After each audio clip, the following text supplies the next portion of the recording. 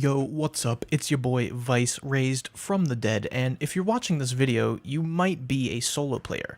Your symptoms may include complaining on Reddit, complete lack of friends, blaming Zergs and optimization for all of your problems, taking the game way too seriously, and this is just complete conjecture, but I'm willing to bet that you were that kid in middle school who Naruto sprinted to the cafeteria the instant the lunch bell rang. Yeah, that's you, but that's okay, because this is Rust, and there are people on this game far more autistic than you are, and with a little bit of help, I'm sure you'll do just fine. So, the topic of the video today is a new series I'm trying to start, where I'm trying to solve the main issue I find with most Rust base building content on YouTube. You see, there are a lot of YouTubers in this scene who will just pump out low-effort base build content, where they'll build a base and they'll spend 10 minutes explaining how to put every single piece together, and then they'll title it The Dominator. And it's like a 24 rocket base with literally nothing cool about it, and this doesn't actually teach you anything. It teaches you how to build that specific base, and in some cases, the bases are actually high quality and include some cool stuff. I certainly do that kind of content on occasion, as do YouTubers like Evil Worst and, dare I say it, H-June when he uploads base designs. But the problem remains where you're not really building, you're kind of just copying. So I think a more general tutorial-focused video is required here.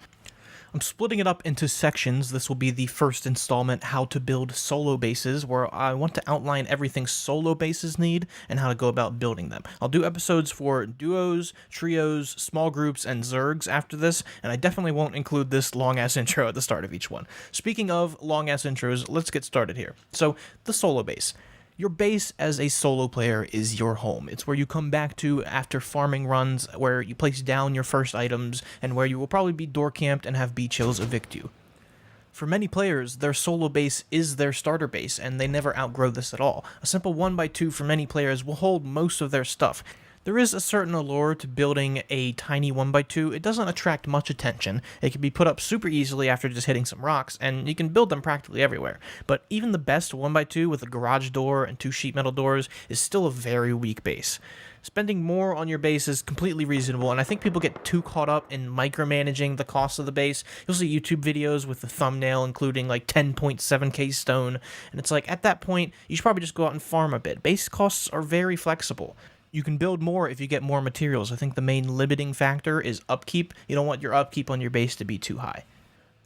So we've established here that while you can live in a 1x2 all wipe, it's probably not the most enjoyable experience. You should definitely build a main base, even as a solo player, unless you're absolutely strapped for mats, or perhaps you're just so bad that you never get past building a 1x1 all wipe. But after you choose to expand, the path that you can take with your solo base depends entirely on your playstyle. Solo bases aren't just about size, because that varies based on how many mats you end up having. They're about utility. So I think the most important thing here is to try and categorize solo players so we can try and categorize solo bases.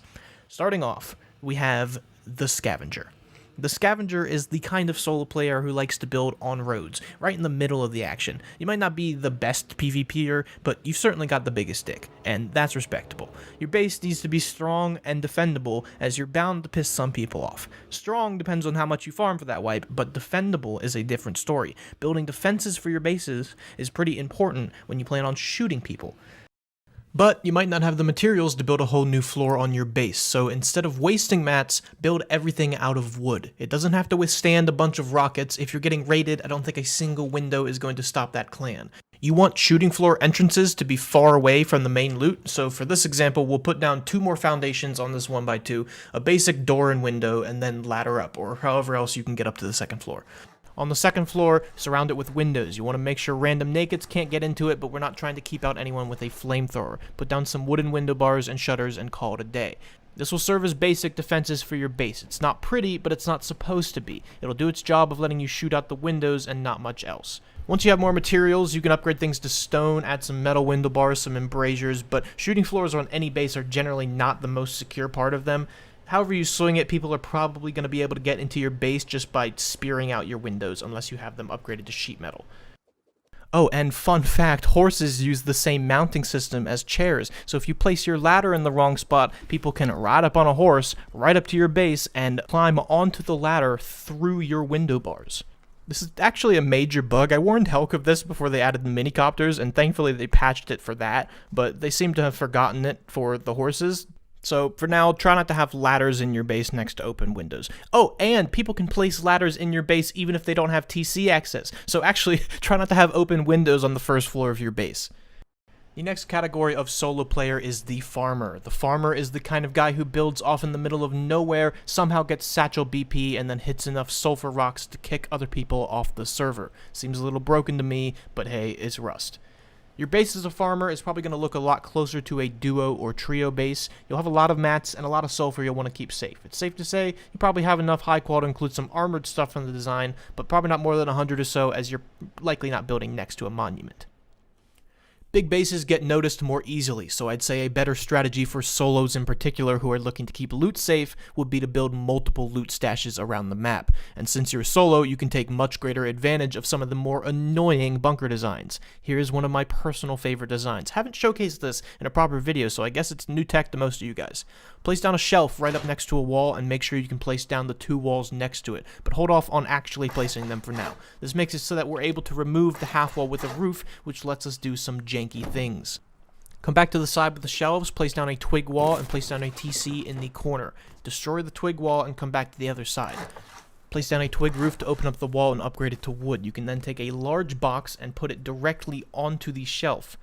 If you then demolish the wooden roof, and this is why you need to put the TC down so you don't have to spend time spearing it out, the box will be floating in the wall, and you can loot it from either side. So this acts like a drop box with a bunch more slots.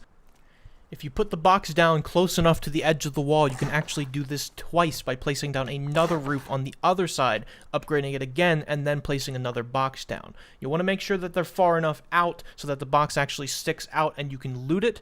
If you get it wrong, you can place the roof back down again and then pick up the box and move it back. But once you put the walls down, you can't do anything else because you can't open up the roof if there's a wall attached to it. If somebody ends up destroying these boxes, you can still get loot out of this bunker by replacing the boxes with drop boxes. It'll just be much slower. The advantage of the boxes is that you can transfer 2 large boxes worth of loot every time you F1 kill. Since this whole bunker is contained within a single 1x1 and is completely walled off, you can incorporate this into a lot of designs. If you don't want to do a 1x2 like I've shown here, since it does get a little bit cramped when you don't have access to that back room, you can very easily expand this and build it into a 2x2. This bunker design is actually really broken in terms of cost effectiveness, but it's only really good for solo players since you can only fit 1 sleeping bag inside the back room here, and you're going to have to respawn every time you want to grab your loot anyway. Since it's so cheap, you can very easily upgrade it to high qual, but even a metal bunker will serve you just fine if you build multiple of them around the map. You'll still probably want to build a main base with kits and farming gear and some random loot, but I think this design with storing your main loot in some bunkers around the map is much better for people who have the mats to afford it. The next category of solo player is the PvP Chad. You are my favorite kind of player because you kill enough people farming monuments that you actually get enough high qual to make my totally unrealistic bunker designs worth it. You don't actually have to be super good at shooting people, but if you usually have an excess of high quality metal, you probably fall into this category. This is a great spot to be in since you'll be able to build very effective and very efficient bases. Similar to the bunker design I just showed for the farmer, solo bunkers are very compact and you can build multiple of them around the map. But my suggestion for somebody who wants to PvP is to build a normal main base with a shooting floor and everything, and then build external TC bunkers around your base. If you are unfamiliar with the concept of TC bunkers or external TCs, let me clue you in here. The only thing that prevents you from placing a TC is pre-existing building privilege. So you can build far enough away from your base that you can place a TC down, and then you can build back with foundations and carry the TC privilege back to your base. This effectively overlaps the TC privilege and lets you have multiple TCs in your base. Better yet, if you put these TCs in a bunker, you can put boxes in that bunker and store some loot in those bunkers. And if you can put down 4 or 6 TCs around your base, that's 4 or 6 bunkers right next to your base that you use to store your loot in. These can be very effective. Even just 4 bunkers made out of sheet metal is 32 rockets for all of your loot. If you upgrade them to high qual, that's 64 rockets for all of your loot, for not that much of an investment. Anyway, now that I'm done explaining how much I love bunker designs, the final category of solo players is the role player. But as a role player, your base is judged based on its artistic quality and not how many rockets it takes to raid, because we all know you're building with wood. The strongest part of your base is your vending machine, you're not going to rank very high. If you fall into this category, I'm not even sure why you're watching this video, let alone why you made it 10 minutes towards the end of it, but judging by your playstyle, you're probably a little bit masochistic. Anyway, that's about the end of this video. Like I said in the beginning that most of you probably skipped, I'm going to be doing this as a series. Next one's going to be duo bases, trio bases, small group bases, and probably Zerg bases, since you all know I love Zerg bases so much. I know I haven't posted to YouTube a lot lately, and my upload schedule has kind of become a meme here on the channel, but I think I'm going to take it a little bit more seriously now and try to at least post some videos. I've been having the problem of not finding content. I think this series at least is decent content, but I guess that's for the comment section to decide. You can come hang out in my Discord if you're not antisocial, and you can smash the fuck out of that like button if you're not a complete nerd. Anyway, this video has hit 10 minutes, and my duty to the YouTube algorithm has been completed. See you in the next one.